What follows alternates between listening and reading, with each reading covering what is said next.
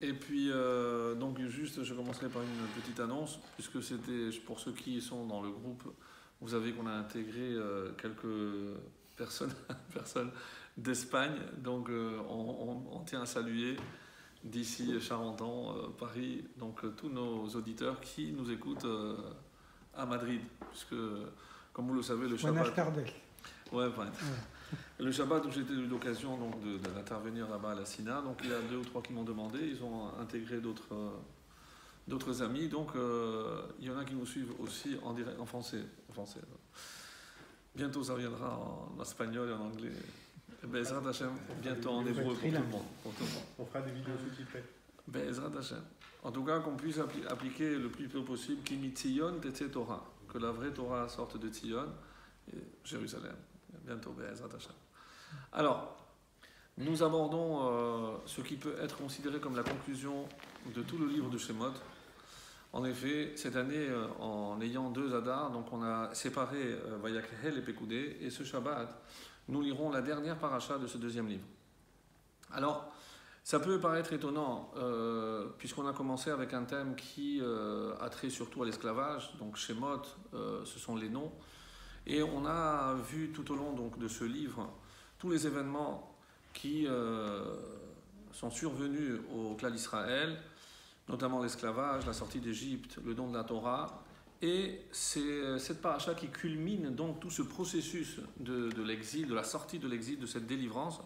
Et par quoi va se terminer cette délivrance? Par la présence divine, par la Shekhinah. Et à 2 reprises, comme on va le voir dans cette paracha, on nous dit même c'était quel jour? C'était la 2e année de la sortie, et c'était donc le premier du 1er mois, c'est le 1er Nissan. Et comme vous le savez, c'est le 1er Nissan donc, qu'a eu lieu l'inauguration du Mishkan, alors que d'après certains avis, il y a eu les Shivat Yemei Milouim, les 7 jours où Moshe s'entraînait à faire tout monter et démonter, mais le dernier de ces jours, donc le jour de l'inauguration, c'était le premier Nissan. Et il faudra attendre la paracha de Shemini, où on verra donc la mort des 2 enfants de Aaron, Nadav et Avihu. Et c'était donc ce jour-là, c'était le jour de l'inauguration. Donc il y a comme une coupure.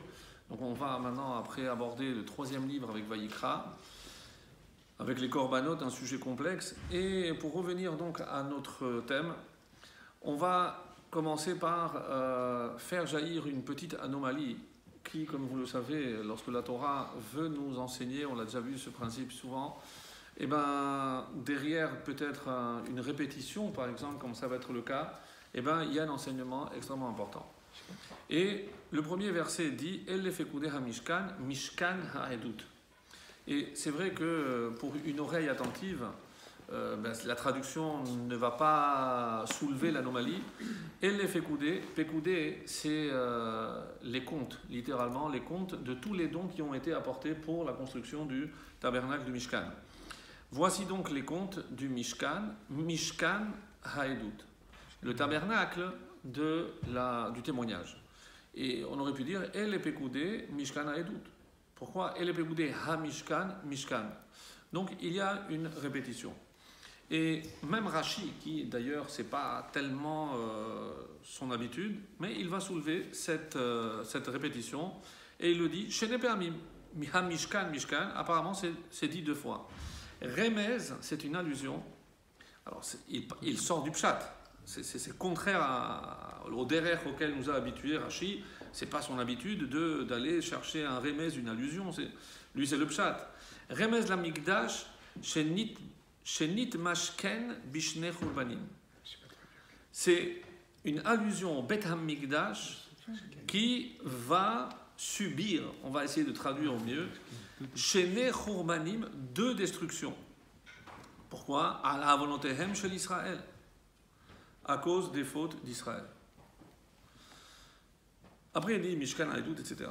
Et je lis maintenant le Balatourim, puisque c'est plus lui qui a l'habitude de nous révéler ces secrets-là. Et là on va être étonné. Ha-Mishkan, Mishkan, Shenit Mashken, Shete Pe'amim, pratiquement mot à mot, ce que Rashi nous a dit, c'est assez étonnant. Bishvil Avalot chez l'Israël. Vezeu she'amru, il rajoute, Anshe Knesset Hagedola, les membres de la grande assemblée ont rajouté, Chabol Chavalnu, dans Nehemia, détruire, nous avons détruit. Sar Keminyan Mishkan Shanim, Haya Edut Sheshechina Shora Israël, Shebait Rishon Amad, Taf Yud Shana, Keminyan Mishkan. Et là où Rashi et Balatourim dévient, puisque Balatourim va pousser un peu plus, et donc, d'après Rashi, Mishkan, c'est une allusion au fait qu'il y aura 2 temples, et les 2 seront détruits.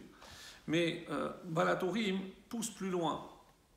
Il dit pourquoi? Parce que si je prends la gematria du mot Mishkan, Shin, c'est 300, Nun, 50, Mem, 40, ça fait 390, et Kaf, 20, 410.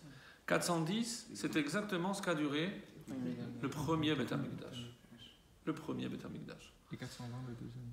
Et le deuxième, c'est 420. Et alors, il n'y a pas ici, parce que... Alors, moi j'avais entendu comme ça, Ha-Mishkan, on rajoute He. 2 fois. Et donc ça fait Et comment 415. la répéter 2 fois? Ça fait 415. Mais comme le mot est en plus, il y a 5 lettres. Ouais. Donc 5 lettres en plus, 415, on s'arrange. Hein. C'est les lettres comme on les a Vous le pensez, je le dis. C'est comme le comptable, celui qui est. On s'arrange. Non, mais il y a des règles, on peut pas s'en- Non, évidemment que non. Évidemment que non. Et c'est pour ça que je dis, c'est parce que le mot est vraiment en plus. Donc là, on rajoute les 5 lettres, puisqu'elles n'auraient pas dû être là.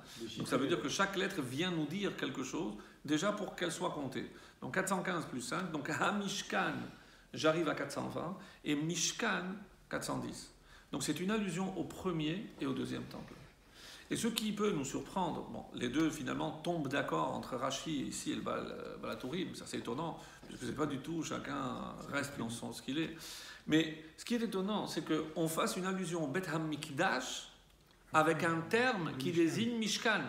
Alors que Mishkan, c'est pour nous ce qui existait dans le désert. Seulement. Et ce qui est étonnant aussi, c'est qu'on sait combien de temps va durer le premier temple, combien de temps va durer le deuxième. Du coup, est-ce qu'on peut décider, enfin, est-ce qu'on est libre par rapport à cette destruction-là ou qui était déjà prévue? Ça parle de son numéro. C'est la notion du libre arbitre. C'est la notion du libre arbitre. Oui, mais on a toujours dit que le libre arbitre, on l'a peut-être pas en tant que peuple, mais en tant qu'individu. On va peut-être en dire un petit mot, puisque tu nous pousses, pas dans l'ombre retranchement, mais tu nous pousses vers cette direction, on va toucher un petit mot. Mais d'abord, je reviens sur le mot même Mishkan. Pourquoi on est étonné? Parce que Mishkan, c'est quelque chose qui est éphémère, comme le Mishkan, comme le tabernacle, puisque c'était une tente, on montait, on démontait. Mais là, c'est une allusion au Beth HaMikdash. Le Beth HaMikdash était en pierre, c'était dur, c'était fait c'était solide. Donc on ne peut pas comparer le Beth HaMikdash et le tabernacle du désert. Par contre, ce que le texte ici suggère, et peut-être c'est le sens profond du mot remez, c'est une allusion.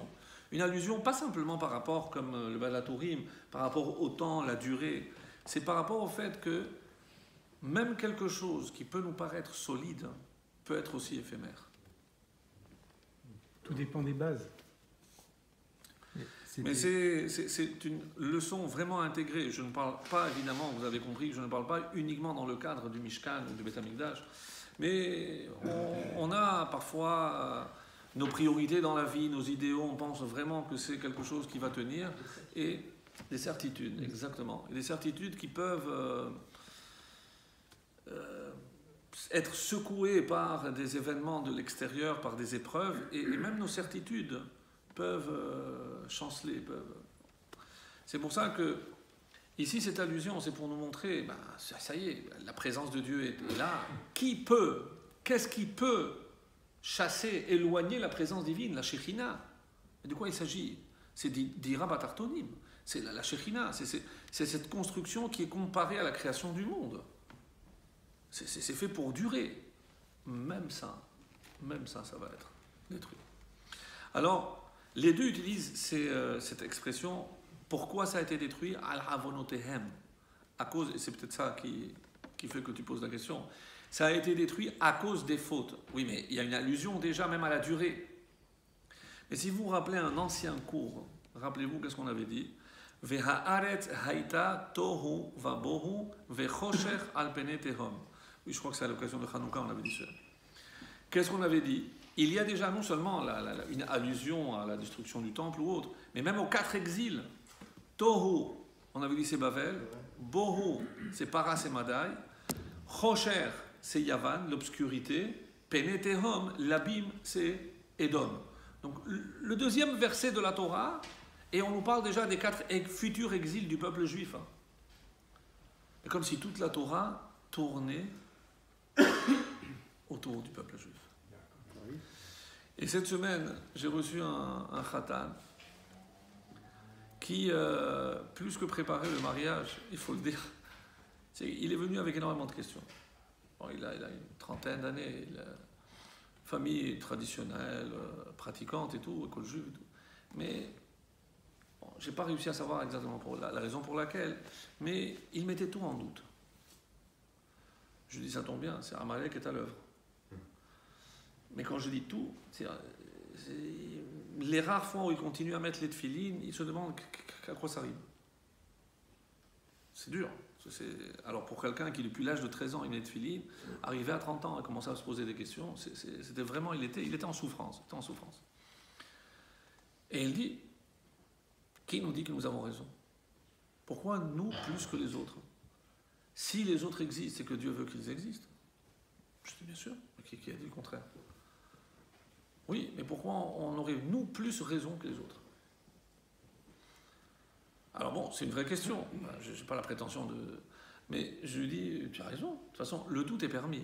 Mais pas le doute, exactement. Les questions sont permises. Mais dans quel but? Je lui dis, tu sais, maintenant, toutes les questions que tu te poses, c'est avec ton cerveau. Tu veux réfléchir. Pourquoi nous? Pourquoi pas les singes? Pourquoi pas nous? Tout. Il a tout remué. Je lui dis, mais moi je veux te répondre par une réponse, un élément de réponse. Tu sais, ça prouve que ce que tu faisais, tu le faisais avec ton cerveau. Dès qu'il y a un court-circuit dans le cerveau ne donne plus d'ordre au corps. Donc tu n'arrives plus à faire parce que le cerveau ne donne pas d'ordre. Je lui dis, mais pourquoi? Parce que ça prouve que tu as toujours fait avec ton cerveau. Mais quand on met les tefilines le matin, je te demande, qu'est-ce qui est plus important, le bras ou le cerveau? Sans aucun doute, le cerveau, puisque c'est le cerveau qui donne l'ordre à tout. Alors je te pose une question. Pourquoi quand on met les tefilines le matin, on commence par le bras? On devrait commencer par la chose la plus importante. On commence toujours par L'action. Je dis parce que ce petit boîtier est face au cœur. Je dis parce que si la Torah s'adresse à la tête, lorsqu'il y aura un court-circuit, tu ne feras plus rien. La Torah s'adresse au cœur, pas à la tête. Et là, de toute façon, on le dit souvent. Qu'est-ce que la Gemara dit? Il faut Rahamana. faire attention à ça, parce que si le cœur il est attiré par autre chose. Si le cœur est, pardon. Est attiré par autre chose. Ça peut être ça. Non, mais ça peut être en Non, mais souvent il est dévié. Oui. Mais c'est à nous de le contrôler. Le problème de notre génération, c'est l'intellectualisation de la Torah. C'est-à-dire qu'on veut démontrer, mais on s'adresse au cerveau des gens. Alors peut-être qu'il y a une population qui veut réfléchir à ce point-là, mais moi ce que je suis en train de dire, et c'est ce que la Torah nous dit, les anir tefilin, nous la seule bracha qu'on fait c'est sur le cœur, sur le bras. Et si un est en face de l'autre, parce qu'il faut que l'action, le cœur, mais c'est le cœur qui le dirige, c'est pas la tête. C'est pas ma tête qui dirige le corps.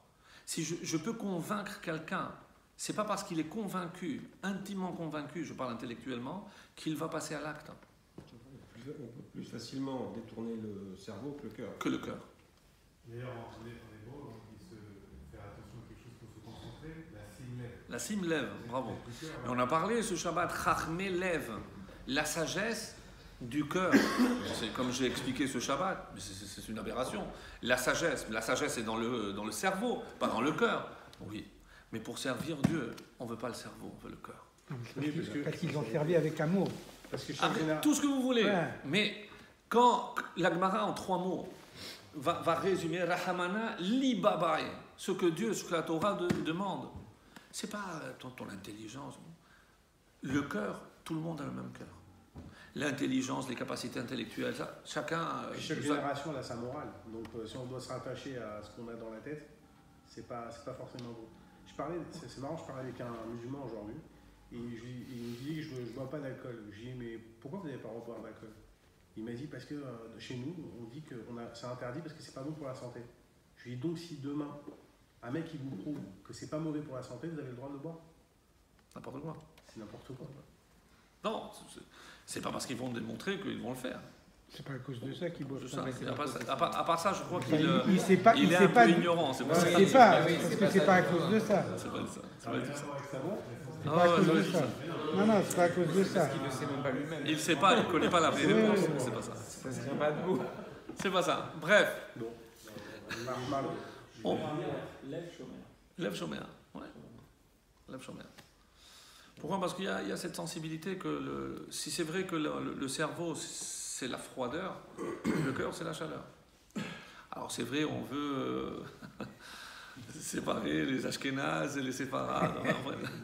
Bon, après il y a de tout, mais évidemment qu'il faut les deux, parce qu'évidemment d'ailleurs la Gemara elle-même dira les mitzvot trichot kavana, c'est-à-dire il y a aussi la pensée que je dois mettre.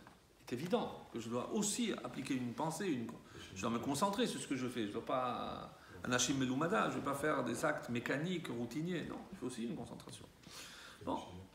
Pardon? Oui, pour ça. Alors, sans le Shem Echut, déjà la bracha, c'est pour qu'on sache qu'on s'apprête à faire une mitzvah. Asher ki deshan be mitzvotav, vetivan nous a ordonné. On le fait parce qu'Hachem nous a ordonné. Que je comprenne, que je sente, que je ne sente pas, c'est pas notre problème. C'est pas mon problème. Un soldat, il ne commence pas à discuter les ordres de ses supérieurs. Il est là, sa mission, c'est accomplir ce qu'on lui dit. Hachem Tsevakot. On est ses armées. Bref. Donc pour revenir à cette notion-là, c'est vrai qu'il y a donc déjà une allusion aux 4 exils. Certains vont même voir une allusion dans le mot Tohu, puisque la valeur numérique du Tohu, c'est pas 410 mais 411. Tohu. Pourquoi 411? Parce que l'exil commencera à la 411e année. Et curieusement, le mot qui précède, comme ici, il y a 410, et juste avant, Hamishkan, on a trouvé 420. Dans Haïta, Tav, He, Yud. On a rajouté un He. Haïta. Ouais. Haïta, Toron, 420. Haïta, c'est 420. Alors, encore des allusions, mais vous comprenez, bon, c'est le Rizal qui nous délivre parfois comme ça des petites perles, mais qu'est-ce que ça veut dire? Donc quoi? Alors, c'est pas depuis le tabernacle, depuis le Mishkan qu'on a déjà prévu les 2 temples, quoi, mais depuis le début de la création, on a déjà prévu la disparition des 2 temples. Et c'est curieux, parce que le 420, c'est le dernier temple, c'est le nôtre. Et Haïta, c'est un passé. Un passé. Qu'est-ce que ça suggère?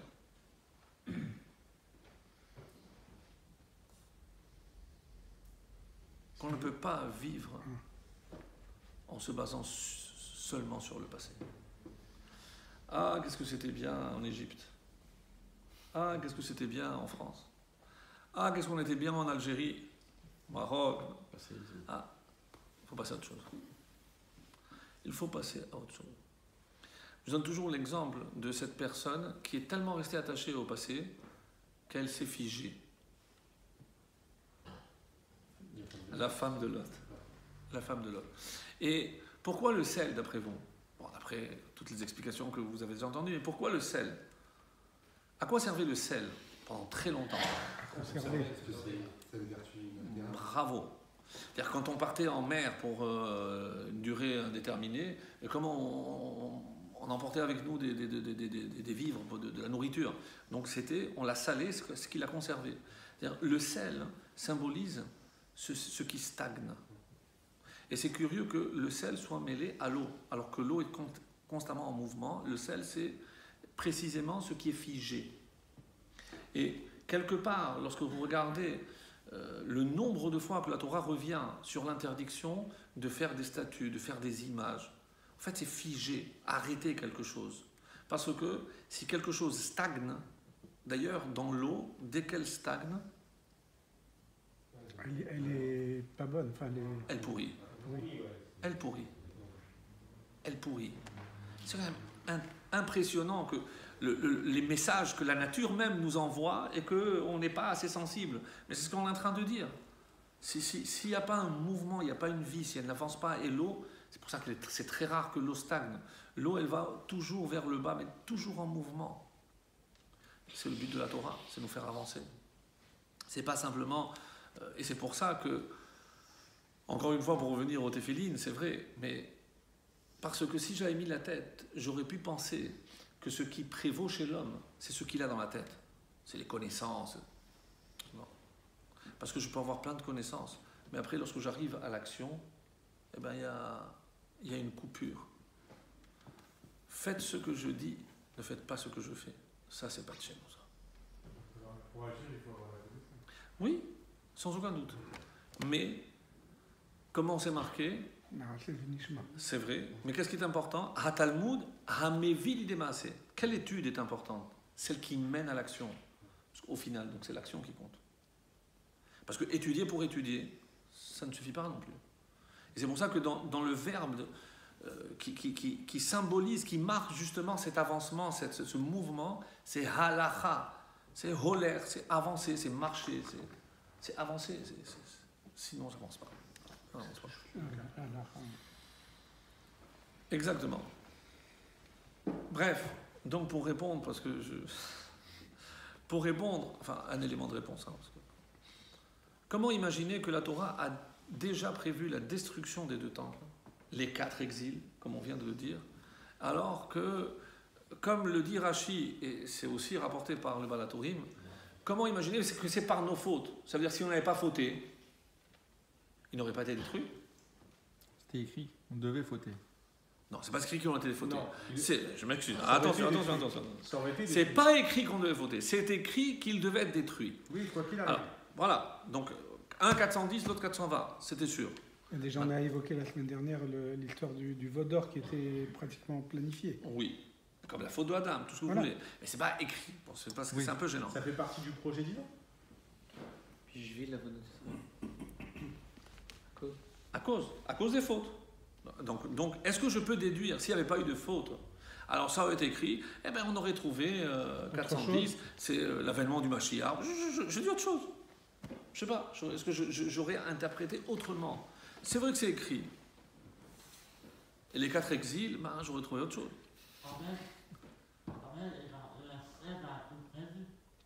Hachem a tout prévu, même lorsqu'on va fauter, sans aucun doute.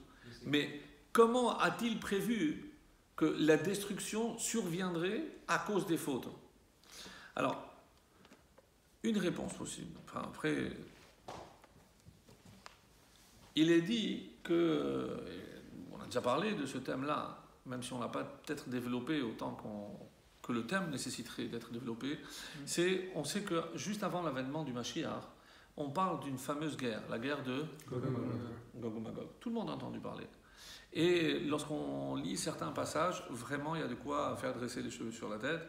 C'est toutes les nations se battront contre Israël, elles viendront aux portes de Yerushalayim, etc. Bref. Mais tout ce qui est dit, donc c'est écrit qu'il y aura la guerre de Gog et Magog. Mais comment elle va se passer? Est-ce que, je te donne un exemple, toutes les nations vont s'unir contre Israël? Mais pour les yeux qui savent voir aujourd'hui et interpréter, n'est-ce pas le cas avec les Nations Unies? Ils viennent Le d'annoncer- BDS, c'est ils pas viennent- contre Israël? Ils viennent de dire que les Juifs n'avaient pas le droit de vivre en Israël.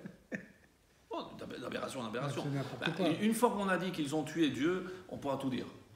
Sincèrement, non, mais la vérité. Bon, bref, Bah, quand quelque chose d'aussi gros passe, après tous les restes. Ils sont unis dans la bêtise. Bon, mais non, unis contre Israël, il faut le Oui, dire. oui. Nations Unies contre Israël. C'est comme ça. En fait, il faudrait compléter.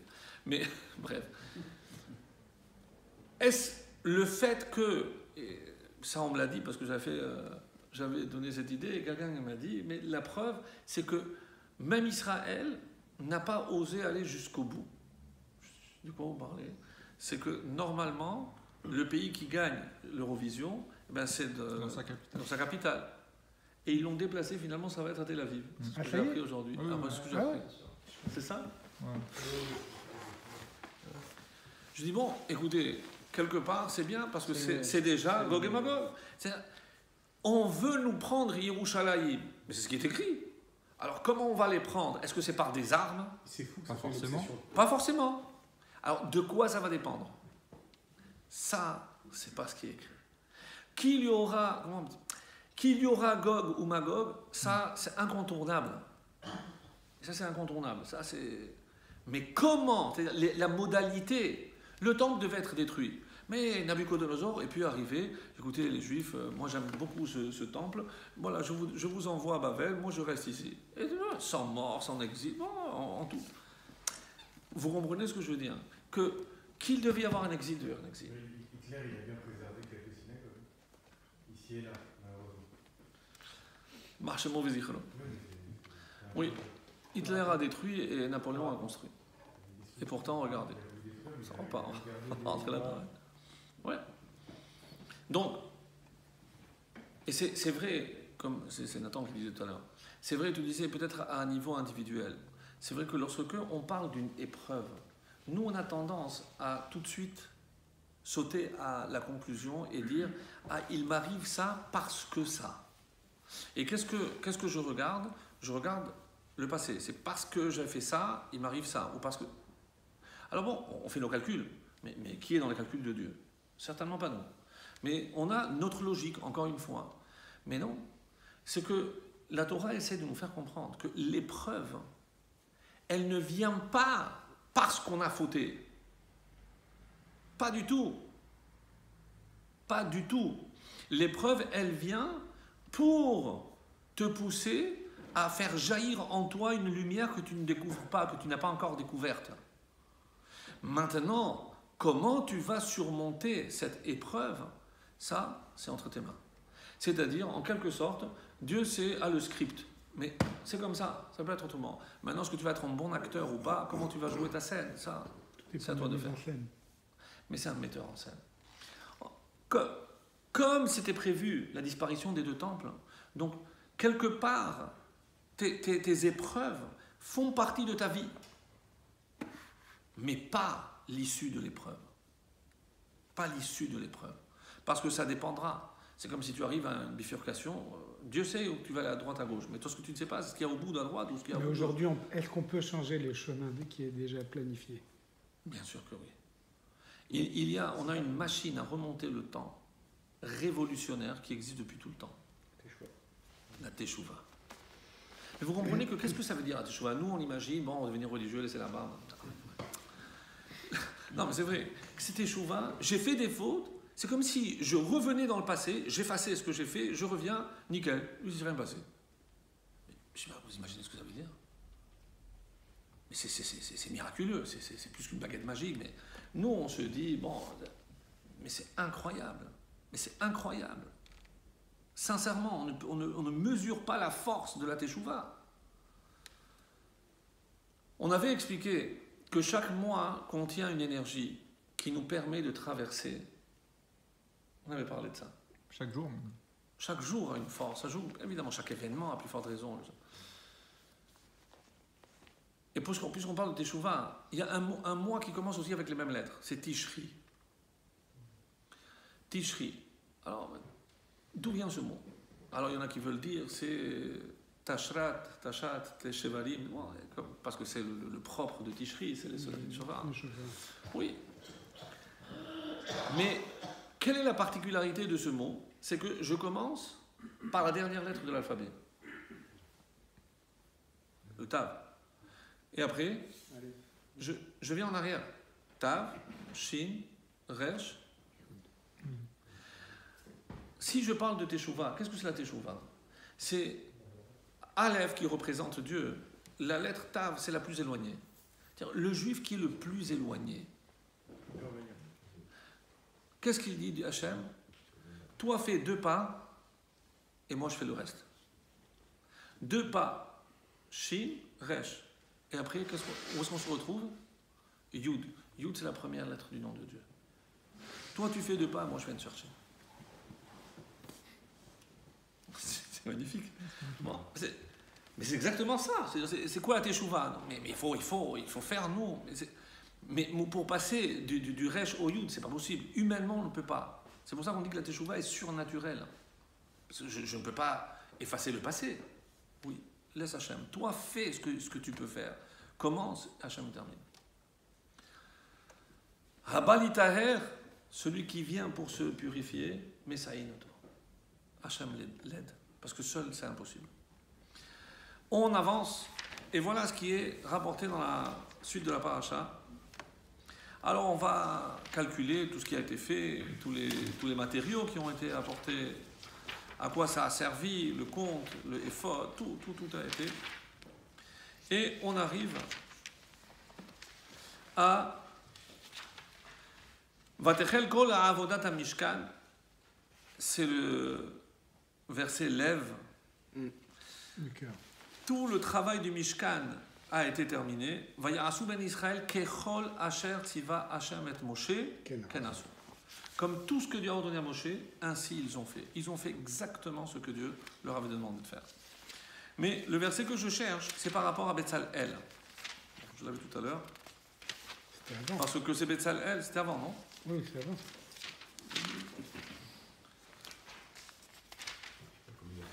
Ah voilà, c'était le Kafbet. Ou Betzalel ben Uri ben Hur, les maté Yehuda, asa et kol asher tiva Hashem et Moshe. Et Betzalel, fils de Uri, fils de Hur, qui était, comme je rappelle, le fils de Myriam, de la tribu de Yehuda, asa et kol asher tiva Hashem et Moshe. Il a fait tout ce que Dieu a ordonné à Moshe. Pourquoi? Comment on aurait dû dire? Et Betzalel a fait tout ce que Moshe lui a ordonné. Rachid. Ou Betzalel ben Huri asa et kol asher tiva Hashem et Moshe, asher tiva oto Moshe. En ktiv kan. Il n'a pas marqué ce que Moshe lui a ordonné de faire. Parce que Betzalel, de qui il a reçu les ordres? De Moshe. Moshe, lui, il a reçu les ordres de Dieu. Kol asher tiva Hashem et Moshe. Afilu devarim shelo amar lo rabbo. Même ce que Moshe ne lui a pas dit directement. Hiskima dato lema shenemar le Moshe besinai. Il a, quelque part, par Ruach HaKodesh, il a deviné ce que Hachem avait dit à Moshe sans que des fois Moshe lui-même lui dise. Ki Moshe tziv'a li Betzalel la'asot techila kelim ve'achar kach mishkan. C'est une marloquette bien connue, à savoir qu'est-ce qui a été créé avant, le ciel ou la terre. Qu'est-ce qui a été créé avant? L'intérieur, les ustensiles, ou l'extérieur, les poutres. Amar lo Betzalel, Betzalel lui a dit, Min haga olam la'asot techila ba'it. D'abord, la coutume du monde, c'est de construire la maison. Ve'achar kach mesim kelim betocho. Et après, on remplit la maison. Je ne vais pas commencer à mettre les meubles et après construire la maison autour. C'est pas logique. Et il dit, Kar shamati mipi Hashem. Qui dit ça?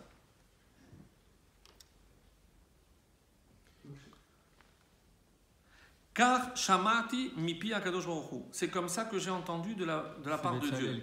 Et la suite, Amar lo Moshe. Alors Moshe lui a dit. Donc qui c'est qui a dit avant? C'est Betzalel. Donc Betzalel a entendu directement. Oui. Quand Hachem parlait à Moshe, apparemment il a entendu, il a capté quelque chose. Amar lo Moshe. Moshe s'est étonné, il lui a dit, Betzel kel hayita. Tu as été à l'ombre de Dieu. Et c'est d'où son nom. Betzalel. Ki bevadai kartiva li hakadosh baruch hu. Parce que c'est exactement comme ça qu'Hachem m'a demandé. Vechen asa, et ainsi il a fait. Hamishkan techila. Donc qu'est-ce qu'il a fait d'abord? Il a fait l'extérieur. Vechar kach asa kelim. Et après il a fait les ustensiles.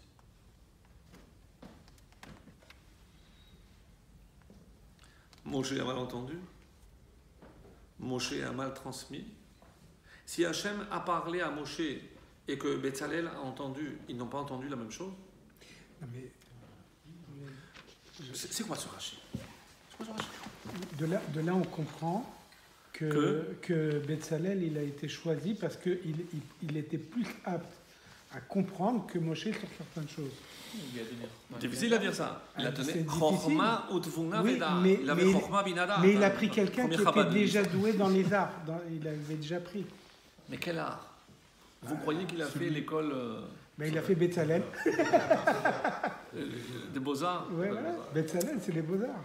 On a dit, Mais surtout, sincèrement, surtout que quand on regarde la menorah, comment elle a été faite, on a jeté l'or et elle a jailli. Il a compris qu'on devait travailler pour avoir. C'est rapporté que Betzalel connaissait toutes les combinaisons des lettres avec lesquelles le monde avait été créé. Donc, arrêtez de dire qu'il avait fait, c'était un architecte. On parle ici de Chochmat Lev, c'est une connaissance qui dépasse la connaissance humaine. mais qu'Hachem lui a donné. Bien sûr. C'est un niveau de Kabbalah. Bien C'est un sûr. niveau de Kabbalah. Ah, évidemment. Ouais, c'est- Évidemment. C'est-à-dire, comment il pouvait faire une connexion? Rappelez-vous, on avait vu qu'en faisant le Aaron, il s'est connecté avec lui qui c'est à Kavod. C'est pas dans l'extériorité des choses, bien entendu. Betzalel, c'est pour ça Betzel. Betzel, c'est l'ombre. L'ombre. Je ne sais pas si on revient encore à la lumière, mais il y avait une autre allusion. En parlant des temples, puisqu'il y en avait 3 en tout. Mishkan, en Bereshit, et il y avait aussi sur la Ménorah, puisqu'on a parlé de la Ménorah. Quand Dieu donne l'ordre d'obtenir de l'huile, il y a un terme assez étonnant. Il dit Shemen Zayit Zach Katit Lamaor, pour éclairer. Et on avait remarqué en son temps que déjà, encore une autre allusion, dans Katit.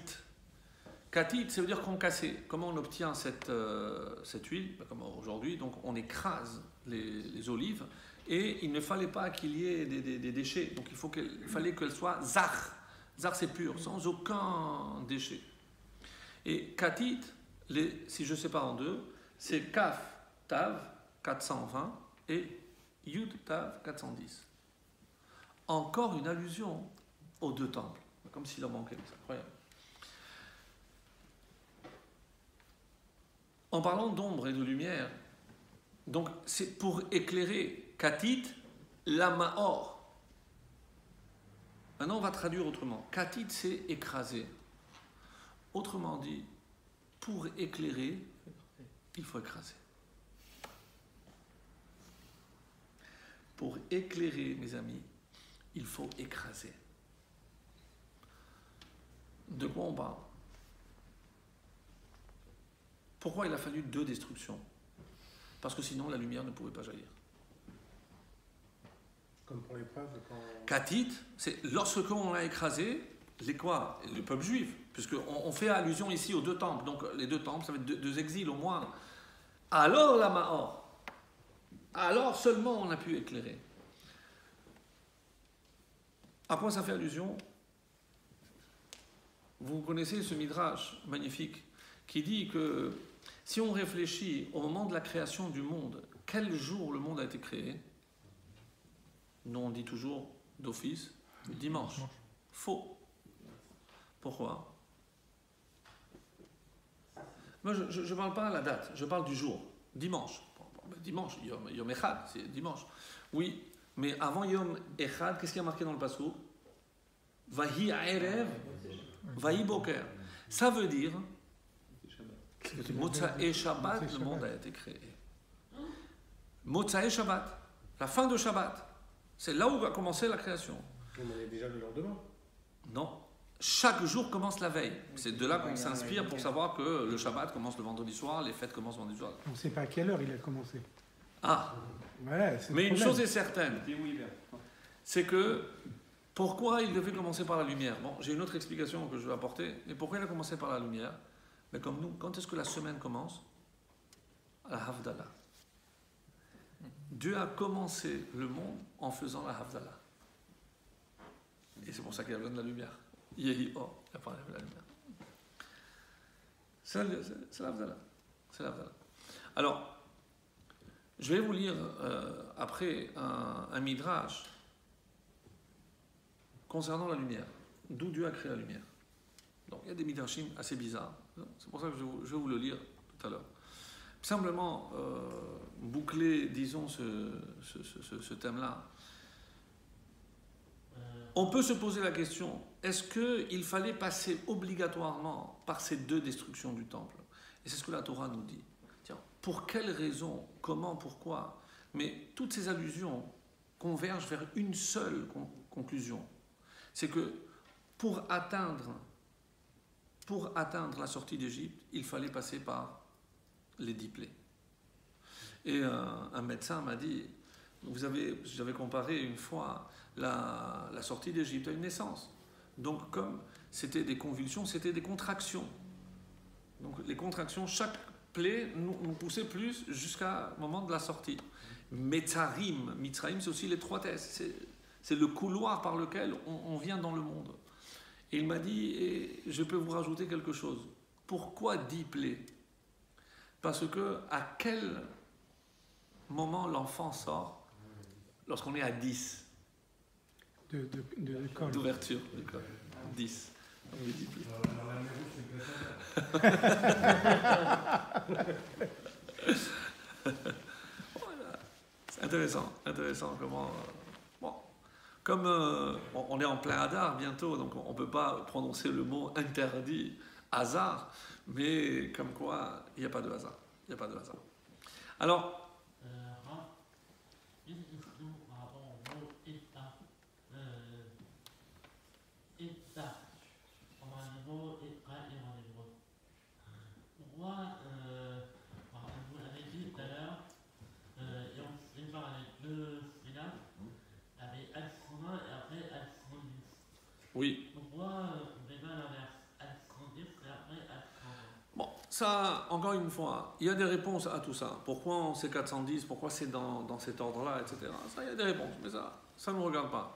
De toute façon, tant que c'est une allusion, c'est pas d'ici qu'on apprend. C'est juste une allusion. C'est juste pour nous faire penser. Mais une chose est certaine, et après tous les points qu'on a vus, qu'on a mis en évidence, il est certain qu'il devait y avoir 2 destructions du temple. C'était comme des brouillons, en fait. C'est grossier, C'est dur. c'est provocateur, mais Bah, c'est comme des t'as vu brouillons tous pour les avoir la préparatifs perfection. qu'ils ont fait Dans la pour bouche qu'il y ait un d'une brouillon. femme, en parlant de l'homme, on s'est Je sais habitué. pas, mais- Non, mais c'est-à-dire quand on prépare tout ça, tout ce qui a eu lieu, Ouais. on a du mal à concevoir que ce soit un brouillon. Hein. Oui, on a du mal. Non, ça a du mal. Bon, Et après, pour on sait atteindre la très bien perfection, il faut que des croquis.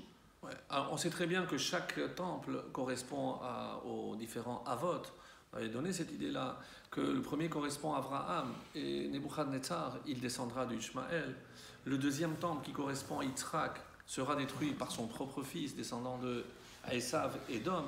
Donc, quelque part, je ne peux pas dire qu'Abraham était un brouillon de Yaakov, chas v'shalom. Tu comprends? C'est pour ça que c'est un peu dérangeant. Mais il fallait passer par Abraham pour aboutir à Yaakov. S'il n'y avait pas eu Abraham, il n'y aurait pas eu Yaakov. Et s'il n'y avait pas eu Abraham, Yitzhak et Yaakov, on ne serait pas là. C'est clair. Donc, c'est comme, c'est ce qu'on dit pour consoler un jeune homme qui fait un premier shidour et ça ne marche pas. Je dis, bon, mais tu t'approches du vrai. Donc, c'était pas le bon, mais on s'approche. On commence à éliminer. On commence à éliminer. C'est un petit peu dans ce sens-là. Mais comme toute épreuve, si on ne sort pas grandi, parce que c'est ça la lumière, ça veut dire la lumière, c'est être capable, même dans l'obscurité, parce que l'exil, on a souvent dit cette image que l'obscurité c'était l'exil, parce qu'on ne voit pas les choses telles qu'elles doivent être. Et c'est pas aujourd'hui en Israël on voit mieux les choses, on est plus perturbé par certaines choses aussi, c'est clair. Mais la vraie lumière, c'est lorsque le troisième temple. Pourquoi on est obligé de passer par la destruction? Ça, c'est la question. Alors, tu sais, là, on fait les melachot de Shabbat. Oui, ça, je sais. Les melachot de Shabbat. Dans les melachot de Shabbat, tu sais, il y en a 39. Et une des melachot qui sont interdites, on avait parlé d'ailleurs ce Shabbat aussi, c'est bonnet et sauter. Bonnet, c'est construire, mais ça je comprends, parce que c'est l'esprit même de la melacha, c'est de manipuler, de créer quelque chose. Donc bonnet, même ouvrir un parapluie, ouais, j'ai créé un toit, donc bon. Mais sauter, ça va contre l'esprit de la melacha, puisque la melacha c'est dans la construction, puisque c'est du Mishkan on a appris, donc tout ce qui concourait à créer quelque chose. Mais détruire, ça va à l'inverse. Oui, c'est pour ça, écoute bien, que la vraie définition de soter d'après la Torah, je ne parle pas maintenant de la halacha, mais d'après la Torah, c'est soter almenat livnot. Vous avez fait ça. C'est détruire en vue de construire. C'est ça que la Torah interdit. C'est-à-dire, ce n'est pas la destruction en tant que finalité, mais la destruction en tant que passage obligatoire pour aboutir à une construction. Donc ça veut dire que si on détruit sans avoir l'intention de construire après, ça peut être autorisé? D'après la Torah. D'après. Les Chachamim vont interdire. Oui, oui, c'est pour ça que je dis c'est pas la halakha. Oui, oui. Mais exactement. Ils ont généralisé. Mais c'est-à-dire, et ce que la Torah est en train de dire ici, en marge de ce petit détail, chas de shalom, mais bon, une melacha de Shabbat, c'est un gros détail quand même. C'est une ave melacha. Mais ce qu'elle est en train de dire ici, c'est que pour construire, je dois détruire. C'est vraiment pénétrer cette notion-là. Il permet C'est-à-dire, démolition. c'est pour passer à l'âge adulte, je dois détruire Mais c'est ça la l'enfant. teshuva. Il y a toujours une C'est destruction. ça la teshuva. Oui, oui. On détruit Oui. son Détruire son passé, qu'on avait au sens, construit, au sens figuré bien sûr, mais oui, oui. Mais quand on parle d'une construction, quelque part il y a aussi, c'est comme, vous voyez quand on va faire les fondations d'un immeuble, mais on a l'impression qu'il commence à trouer. C'est pas, ils sont pas en train de construire. Oui, mais on a besoin, on doit passer par ce stade-là. Vous comprenez? Et c'est de tous les liquides, c'est le seul qui demande un tel effort. N'importe quel autre fruit, j'appuie avec les doigts et ça sort. L'olive, non. L'olive, non. Et pourtant, c'est la seule, l'huile, c'est le seul liquide à partir duquel il y a de la lumière. Pour que l'on comprenne qu'il faut passer par ce stade de compilation, de presser, sinon je ne peux pas obtenir la lumière. C'est dur, et nous on paye les frais. Nous, quand je dis nous, c'est Israël. Puisque finalement, à se demander si c'est la raison profonde pour laquelle nous sommes encore là. Mais ça n'explique pas pourquoi pour l'instant. Non, on n'aura pas d'explication. On n'aura pas d'explication. Vaïhi aire, vaïhi boker. C'est le modèle que Dieu a fait avant la lumière et l'obscurité. Vous voyez, c'est le modèle de la création. C'est les normes que Dieu a imposées, pour ainsi dire. Vahi erev, vahi boker. Pas d'obscurité, pas de lumière. Vous vous rappelez? C'est le temps d'obscurité après qui défend. Oui, exactement. Exactement. Exactement. Mais vous vous rappelez cet enseignement, encore une fois, c'est vrai que c'est la chassidoute qui nous dit que il n'y a pas plus de lumière que dans l'obscurité. C'est un trop de lumière, trop plein de lumière. C'est trop plein de lumière. Et d'ailleurs, d'où on le voit chez nous, lorsqu'il y a trop de lumière, on voit du noir. On ne peut pas supporter. Si on pouvait, et c'est la Gemara le dira d'une autre façon, de la même façon qu'on bénit sur le bien, on doit bénir aussi sur le mal. C'est parce que pour nous, ce qui est obscur et pas clair, c'est le mal. Et non. Tout est bien. Tout est bien. Pas tout est pour le bien, mais plus que ça, c'est tout est bien. Tout est bien. Alors, oui, bien sûr. Alors pour revenir à ce que l'on disait. Mais il était donc des débats esprits. Est-ce qu'il n'aurait pas été pour la lumière Israël, du peuple Israël? Il était donc encore un acte. Est-ce qu'il n'aurait pas été dans la lumière? On ne peut pas savoir. On ne peut pas savoir. Je vais vous lire maintenant le fameux Midrash. Après, on reprend après. Donc, la question, vous l'avez comprise, c'est comment comprendre que Betzalel, en écoutant ce que Dieu a ordonné à Moshe, a compris mieux que Moshe lui-même. C'est extrêmement compliqué. Alors, c'est vrai qu'il y a dans la Gemara un exemple je crois que c'était Rabbi Chia et Rabbi Shimon, le fils de Rabbi Yehuda Hanassi. Et Rabbi Yehuda Hanassi avait enseigné quelque chose, et après, chacun a dit, voilà ce que Rabbi a dit. Mais ce n'était pas la même chose. Et on dit que les deux ont fait comme un serment que c'est ce qu'ils avaient entendu. Comment c'est possible? Ils ont compris différemment. Deux compréhensions différentes. Alors, avant de rentrer dans une réponse un peu plus on va dire, philosophique, pour ainsi dire, mais pour comprendre déjà à ce stade, c'est que quand c'est Hachem qui parle, alors, si c'était unique, ce n'est plus divin. Parce que ce que Hachem dit ne peut pas être compris d'une seule façon. Ce que l'homme dit, oui. Mais quand il y a un enseignement qui sort d'Hachem, comprenez comme c'est profond? C'est-à-dire au Khatan, ça. Pardon? Fallait lui dire au Khatan. Donc, pour le don de la Torah. Oui, je dis. Donc chacun entend avec sa sensibilité, mais les deux peuvent prêter serment, mais les deux vont dire c'est exactement pourquoi, parce que c'est ce qu'ils ont entendu. Et vous savez comment se passait la transmission lorsque Hachem transmettait? Combien de fois écouter chacun? Vous savez ou pas? À quel moment? De quoi vous parlez? Bravo. 4 fois. J'ai pas compris. Je vous lis. Tanu Rabbanan, c'est rapporté dans Masechet Eruvin. Tanu Rabbanan. Ketzat Seder HaMishnah. Comment ça s'était enseigné? Moshe Aya Lomed Mipia Gevura. Moshe écoutait Dieu. Nirnas Aharon. Après rentrer Aharon. Moshe répétait. Aharon partait et il restait à gauche de Moshe. Après rentrait les enfants d'Aaron et il répétait.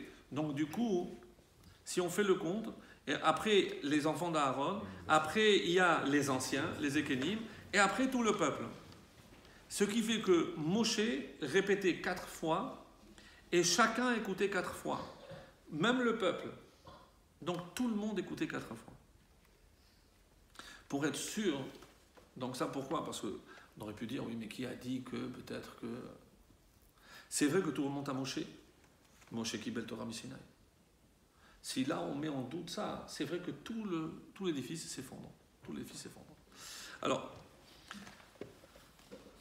pour avancer, voilà ce qui est dit dans ce fameux Midrash. C'est un Midrash sur la paracha de Vayakhel qui dit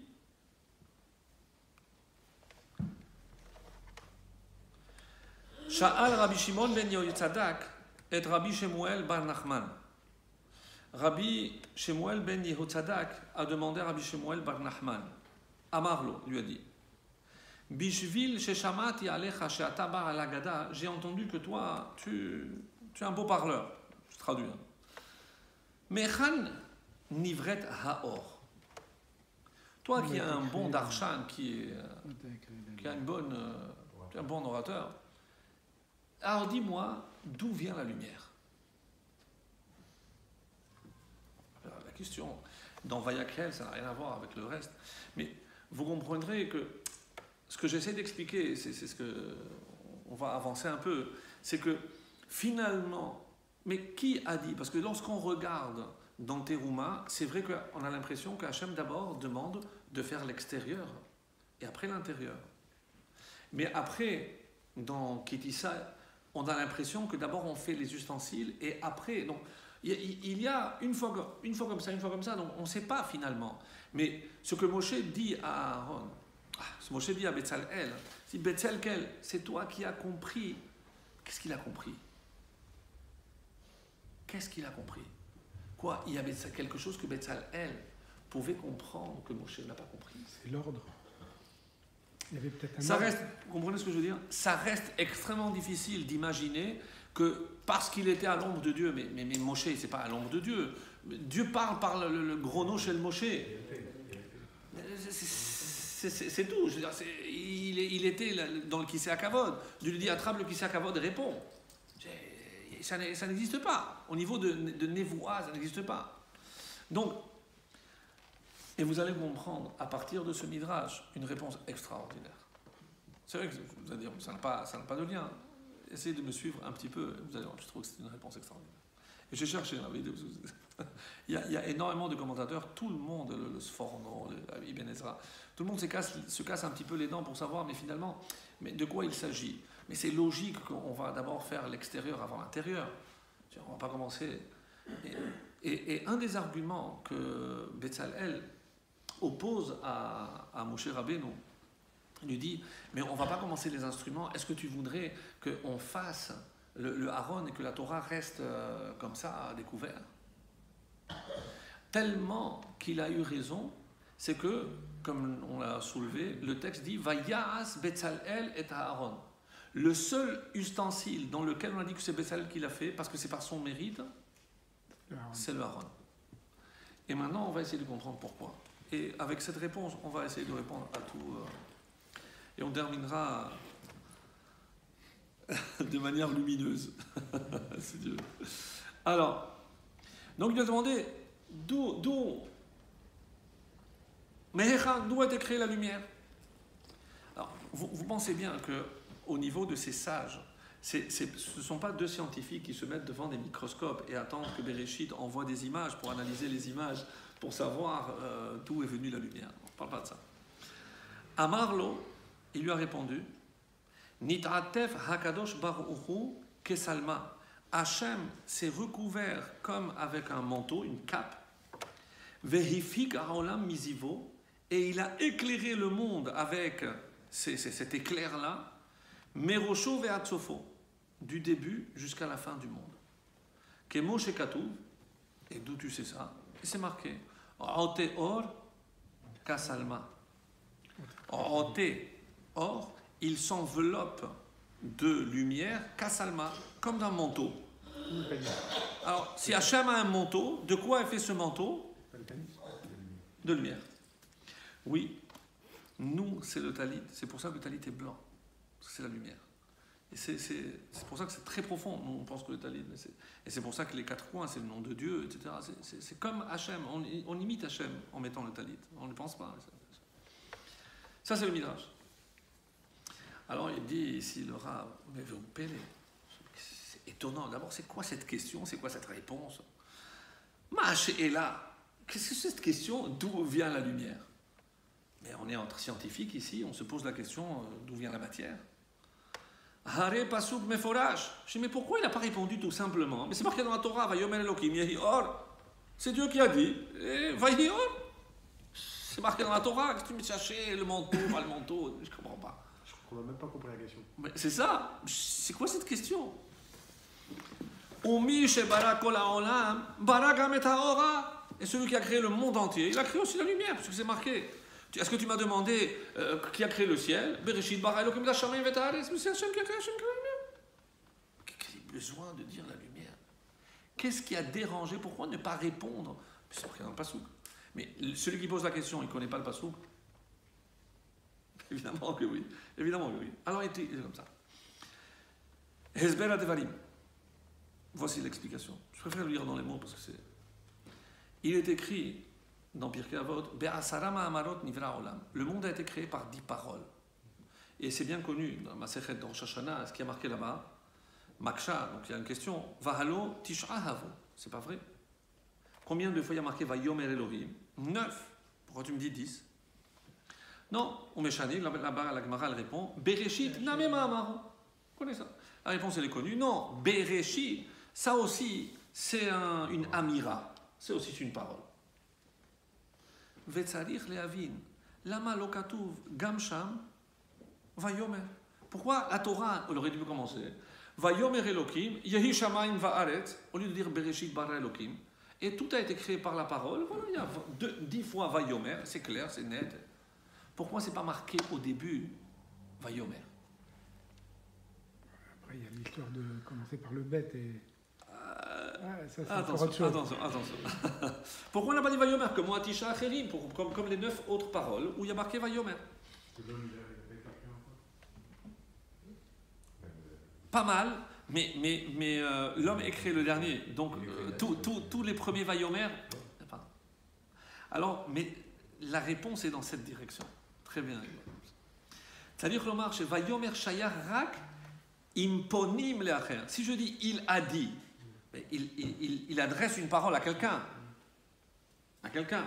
La preuve, Vayomer Tache Aretz. Quand Dieu dit à la terre qu'elle produise de l'herbe. Mais à qui elle parle? À qui Dieu parle?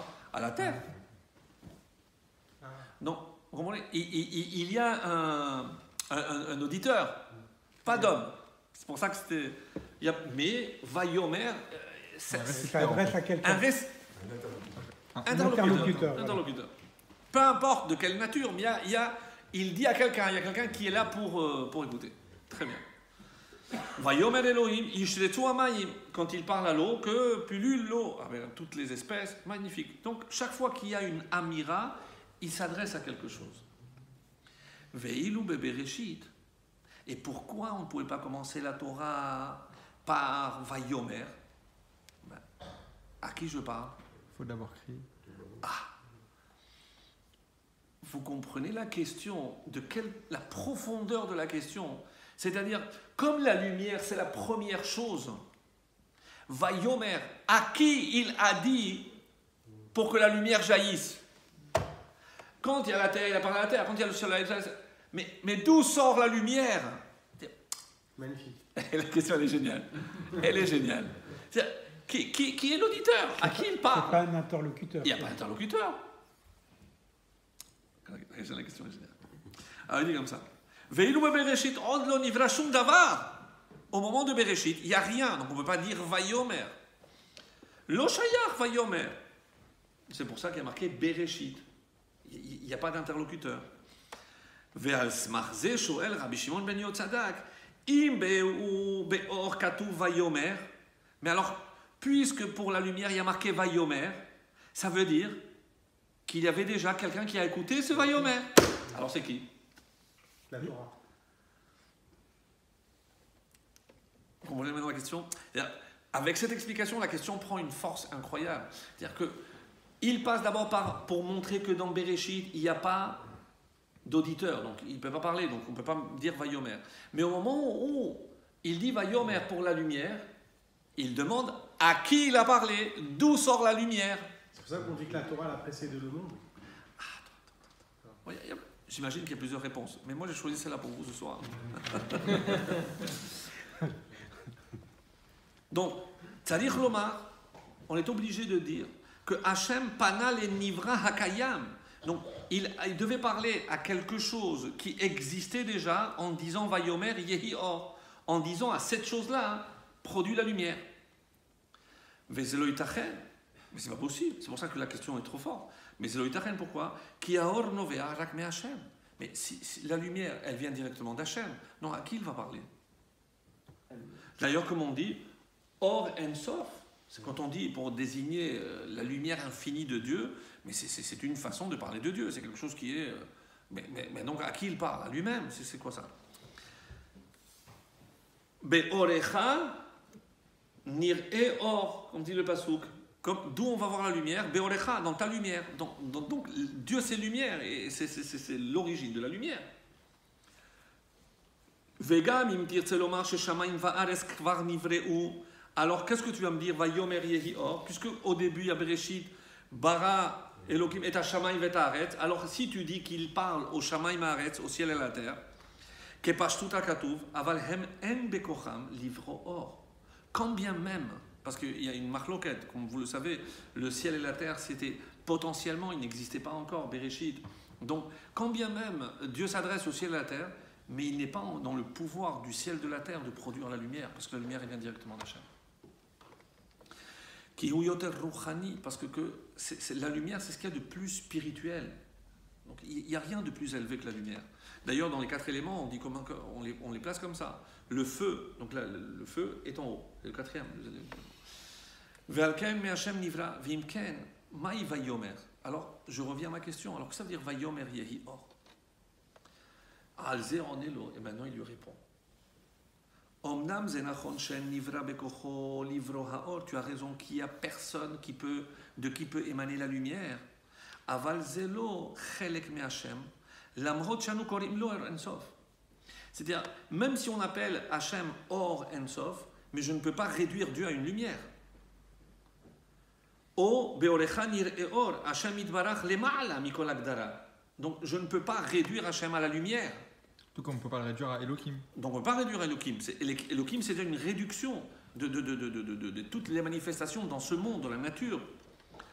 Rak etzel Adam ou Bilshon Ben Adam. Donc la Torah parle un langage que l'homme puisse saisir, pour appréhender, parce que ça nous dépasse un petit peu. Donc quand on parle de lumière, c'est ce qui se rapproche le plus de l'essence même d'Hachem. Mais ce n'est pas Hachem. En davar yoter ruchani min haor. Il n'existe rien de plus spirituel que la lumière. C'est pour ça qu'on assimile la lumière à Dieu, parce que mais c'est par abus de langage. Mais je ne peux pas dire, comme je dis, que Dieu a créé le monde, que Dieu est dans le monde, mais Dieu n'est pas le monde. On ne peut pas dire ça. Comme dit dans le Patach Eliyahu, nous on n'a pas de tfissa, on ne peut pas appréhender l'essence même d'Hachem. C'est une partie.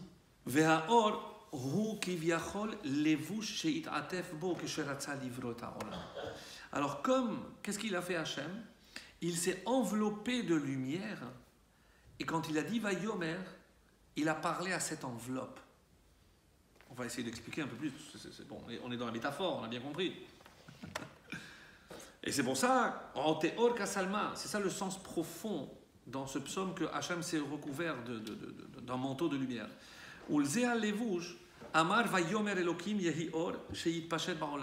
Quand Dieu parle, il parle à ce manteau et il a dit maintenant éclaire le monde.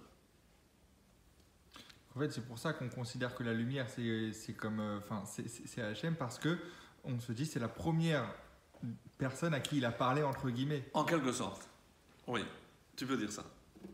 Regarde